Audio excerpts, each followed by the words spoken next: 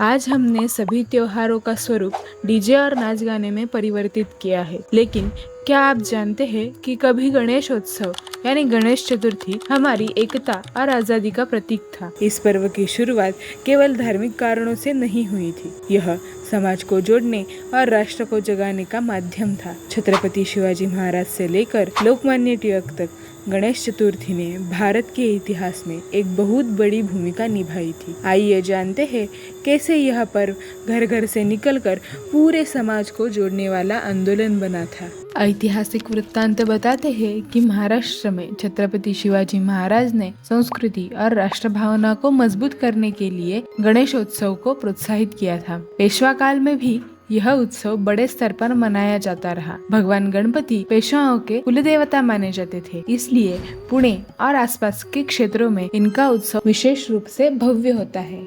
लेकिन 1818 में पेशवा शासन के अंत के बाद लगभग 70 साल तक गणेश चतुर्थी केवल पारिवारिक स्तर पर सीमित रह गई। घर घर में पूजा होती थी, पर वह सामाजिक शक्ति खो चुकी थी।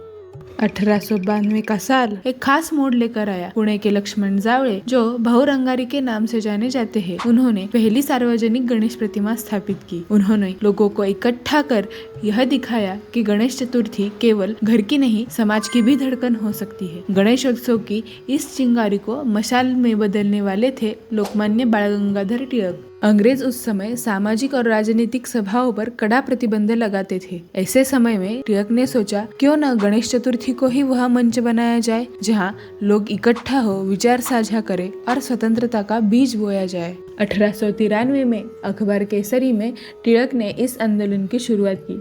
अगले ही वर्ष गणेश प्रतिमा को सार्वजनिक रूप से स्थापित कर उन्होंने इस उत्सव को घर घर का नहीं बल्कि पूरे समाज का पर्व बना दिया। टिळक ने ही पहली बार विशाल मंडप, सार्वजनिक मूर्तियां और 10वें दिन विसर्जन की परंपरा शुरू की। इस बहाने लोग एक जगह इकट्ठे हुए। कविता पाठ, नाटक, संगीत, विचार सभा होने लगी। इन सभाओं में स्वतंत्रता के संदेश दिए गए। गणेश जी केवल देवता नहीं रहे, वे राष्ट्र की एकता का प्रतीक बन गए। लेकिन आज सवाल उठता है, क्या हम उसी उद्देश्य को आगे बढ़ा रहे हैं?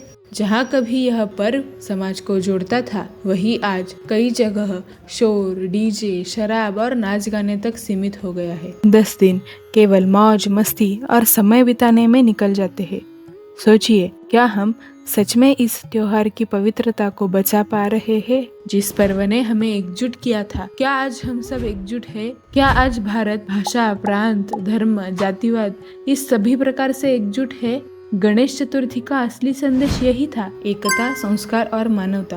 प्रश्न यही है, क्या हम इस पर्व को उसके सच्चे रूप में मना रहे हैं?